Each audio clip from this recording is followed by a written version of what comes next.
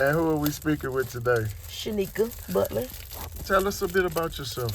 My name's Shaneka. I got 5 kids. My oldest child just turned 21, February the 1st. I turned 36, February the 2nd. Actually, that's my miracle baby. He was born 1 pound and 13 ounces, and he's doing great today. He wasn't born with nothing but low birth weight. That's a miracle. To be 1 pound and 13 ounces, born in 24 weeks. My youngest child is 12.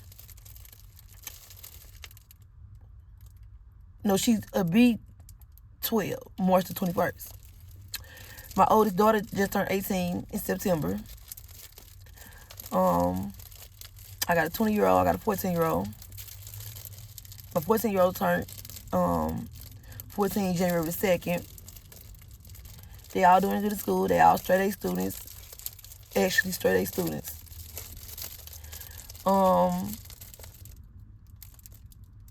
They all had the same dad.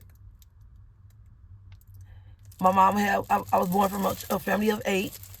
I'm the oldest. I'm 36. We all a year apart. Well, the second child under me, 2 years apart. We 2 years apart. Other than that, everybody else a year apart. So 36, she's 34, and all down a year apart. My youngest child is 22. The boys are the youngest. We 2 boys and 6 girls. My grandma just passed about 4 months ago,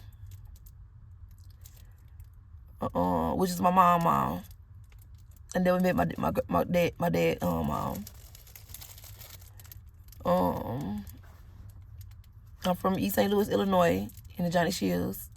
I've been staying in Washington Park for 5 years. My kids' dad, they also had the same dad. Their dad paralyzed from waist down. Wrong place, wrong time. He got shot 2 times in the back. He's doing good right now today. Still in the kid's life. Awesome dad. Hey, let me see what I missed. What schools did you go to growing up? Okay, I attended Lily Freeman for grade school in East St. Louis. When I was 9, I moved to Ohio. I came back home when I was 13. I went to Lincoln. My last grade I attended was 8th grade. What made you leave school so early? I left school because I got pregnant and lazy and got in the streets. How old were you when you got pregnant? Your first I was time? 14 when I got pregnant. Okay. My first baby. And that I had the baby at 14 also because he came early. The next day I turned 15. His birthday first, 2nd, and mine's February 2nd. And that led to the streets. Who introduced you to the street life? They introduced me to the street, like the drug life. Friends, being around the wrong environment. What were you introduced first?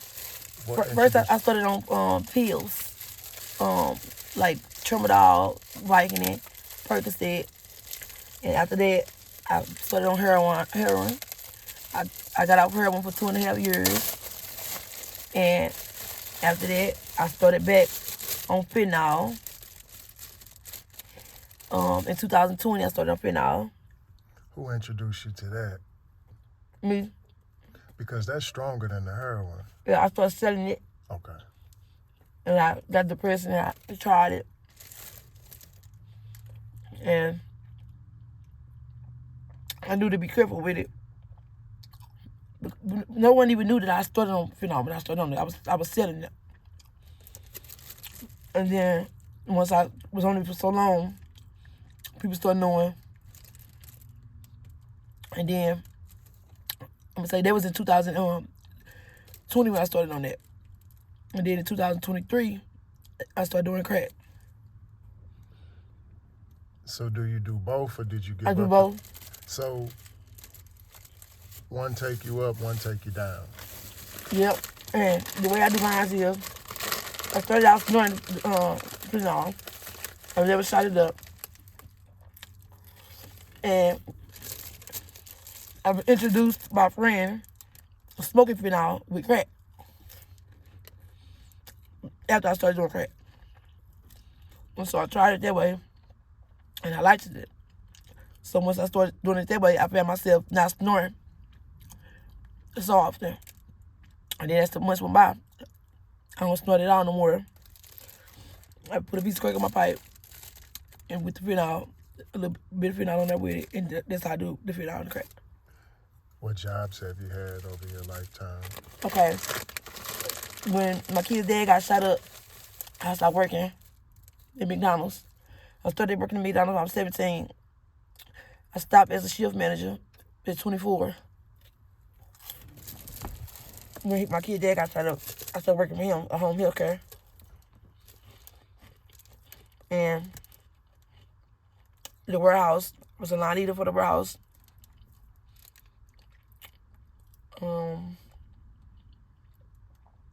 That's it.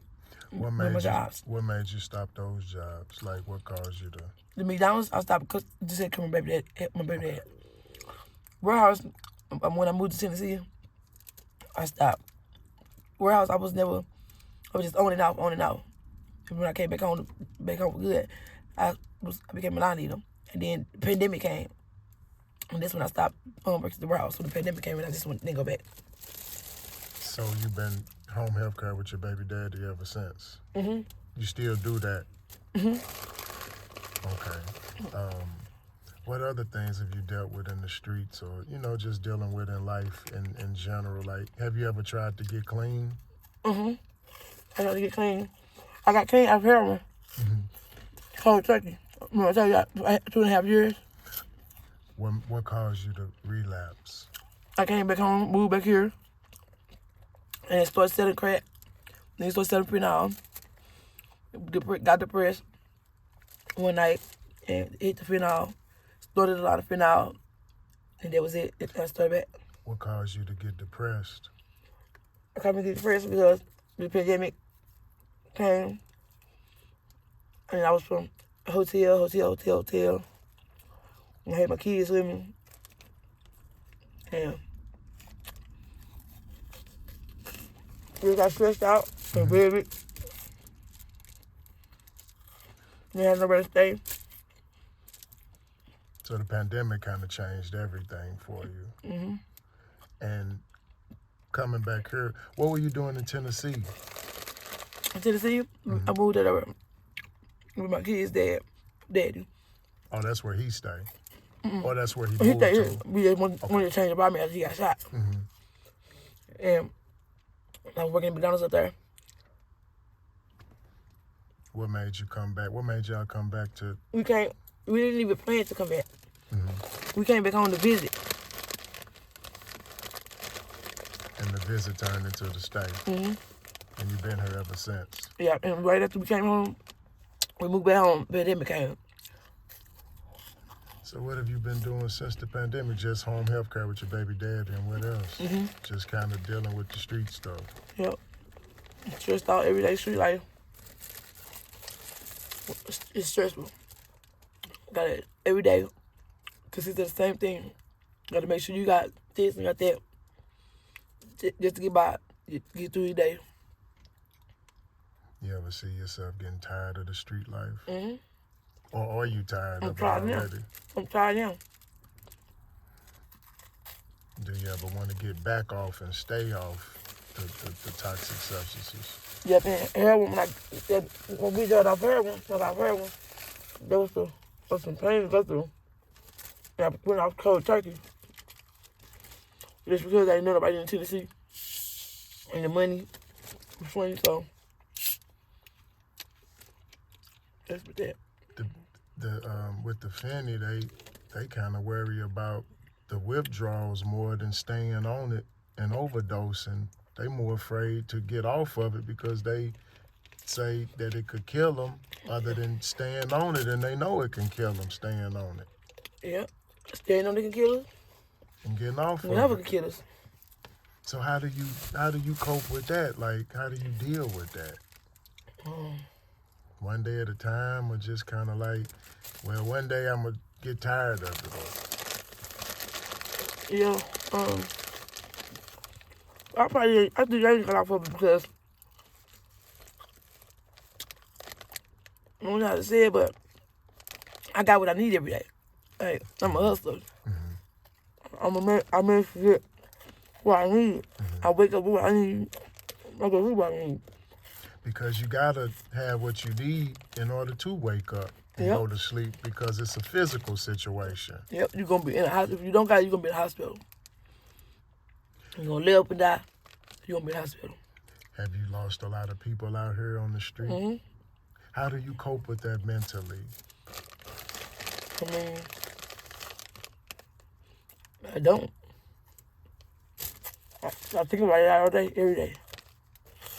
Do you ever think about When I'm getting ready to get high, I think about it.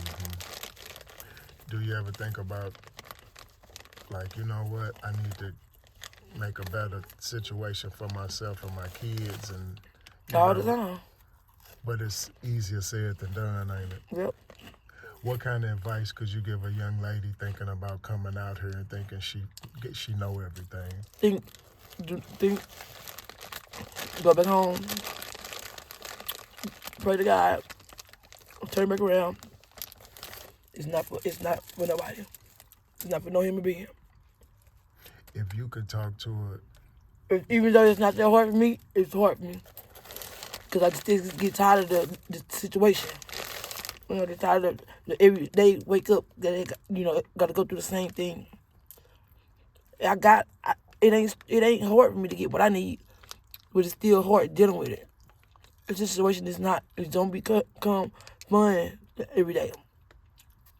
if you can go back and talk to a young Miss Shaneka, knowing what you know today, and you can go back and talk to your younger self, what would you tell her? Think again, baby, don't do it. Don't do it. It's not for nobody. It's not where it's at. We appreciate you sharing with us, Miss Shaneka. We appreciate everything that you've told us so far. And if there's anything you want to say on the close out, any advice, wisdom, knowledge, anything you want to leave us with, now's the time you can say it. Stay in school. Get your degree.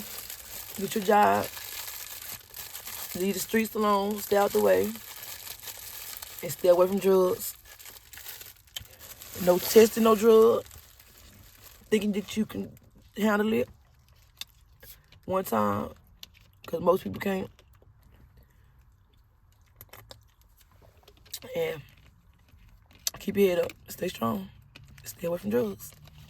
That's basically all to it. Stay away from drugs. We appreciate you, Miss Shaneka, and we wish you the best. Thank you. You're welcome. Thank you, too.